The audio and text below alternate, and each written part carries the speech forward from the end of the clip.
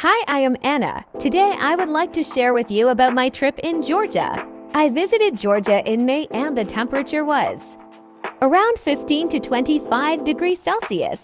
Overall, I spent 7 days and 6 nights in Georgia. By the end of this video, I will show a cost breakdown for my trip.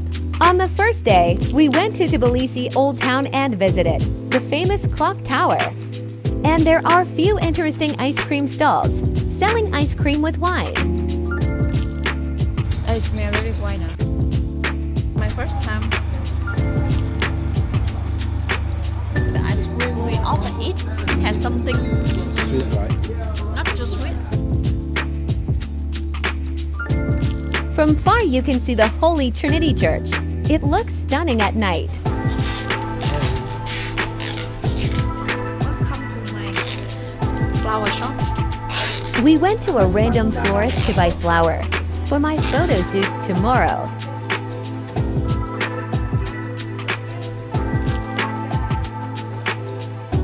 On the second day, we hired a private driver to fetch us to Gudauri region. I couldn't believe my eyes at snow-capped mountains in May.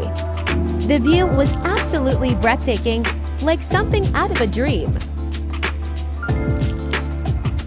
On the third day, we spent our time walking around the beautiful Tbilisi city.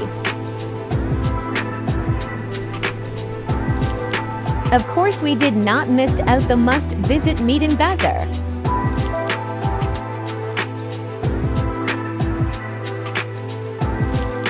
This place is full of interesting local and handmade souvenirs.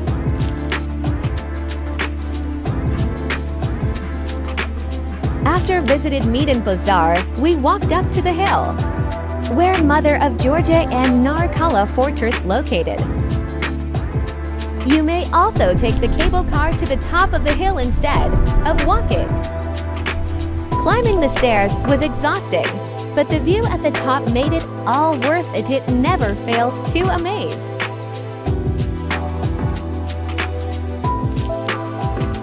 And here comes day number 4, where we joined a day tour to Uplistsikhe town and Mtskheta, the old capital of Georgia.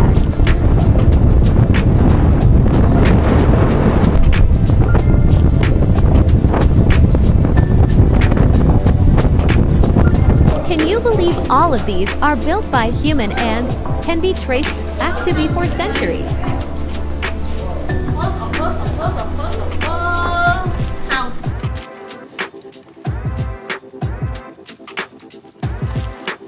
Uplistsikhe, or Fortress of the Lord, is one of the oldest urban settlements in Georgia, carved directly into the cliffs above the Mtskheta River.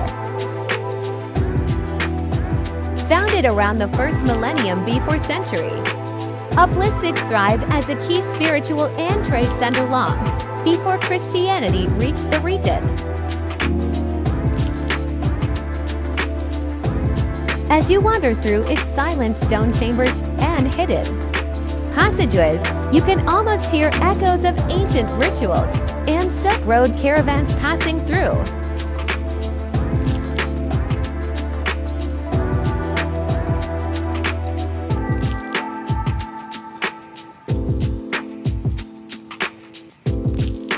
And there is a wine testing experience at the end of the cave tour.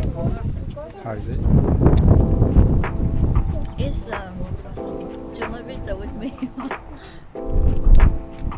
But it tastes We visited Mtskheta Cathedral, which is one of the most iconic landmarks in the country. Built in the 11th century, this UNESCO World Heritage Site is not only a masterpiece of medieval Georgian architecture, but also a spiritual heart of the Georgian Orthodox Church. By the end of the Mtskheta tour, we visited Gudauri Church. Gudauri Church stands on a hill overlooking the dramatic confluence of the Mtskheta and Sighnaghi rivers.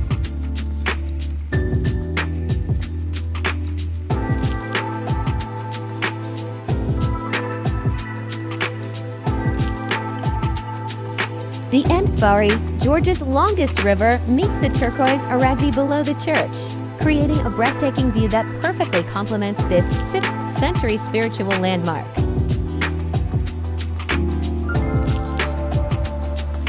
On the 5th day, we joined another day tour to Kakheti region. We visited St. Nino Monastery, which stands on a hillside, overlooking the vast Alazani Valley, surrounded by manicured gardens, blooming flowers, and ancient cypress trees. The monastery exudes a peaceful atmosphere that invites quiet reflection. As the final resting place of St. Nino, Bod is not only a place of deep spiritual significance, but also a breathtaking retreat into nature and history. And we followed by a visit to Sighnaghi, which is also called the City of Love. Sighnaghi is a charming hilltop town in Georgia's wine region of Kakheti.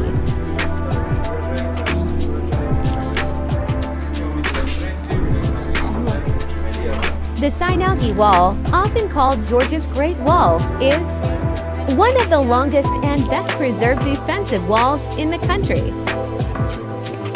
Built in the 18th century to protect the town from invasions, it stretches over 4 kilometers and features 23 towers, each named after a surrounding village. On the 6th day, we paid a visit to Chronicle of Georgia. Towering above Tbilisi near the Tbilisi Sea, the Chronicle of Georgia is a monumental tribute to the nation's rich history and Christian heritage. Designed by renowned Georgian sculptor Zurab Tsereteli in the late 20th century, this striking site features massive stone pillars, some as high as 30 meters, engraved with scenes from Georgian history and the life of Christ.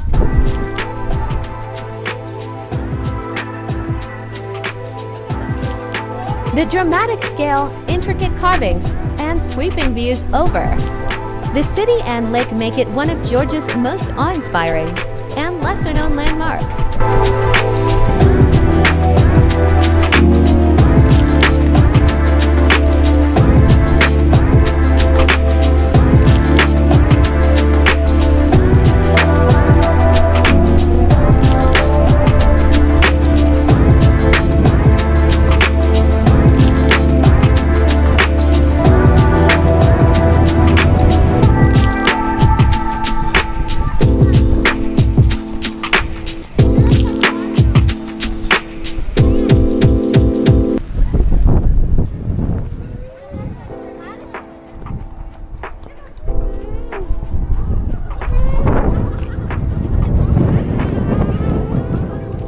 By the end of this video, I would like to share 2 of my most favorite restaurants in Tbilisi. This underground restaurant named Taverna served one of the most delicious Georgian food in reasonable price.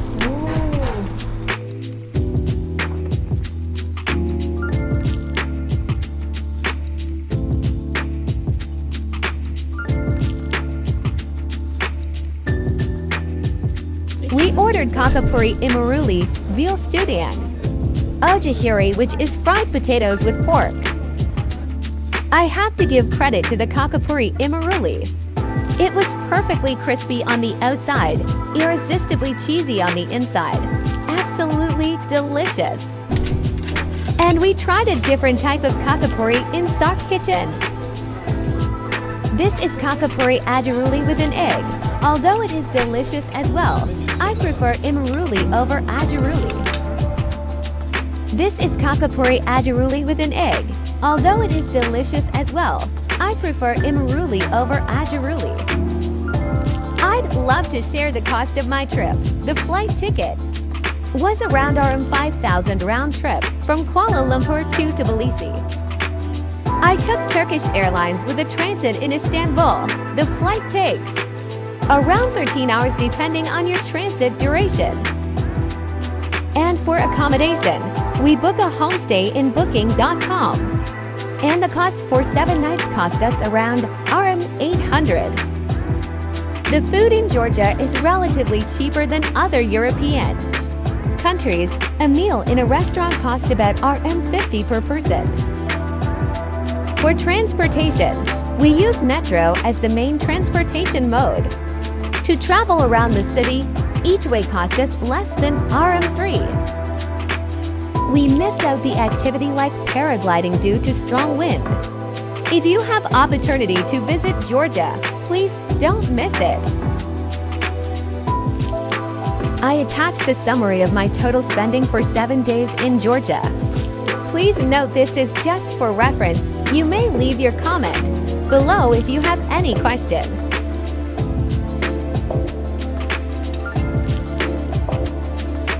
Please don't forget to subscribe to my channel if you like my video.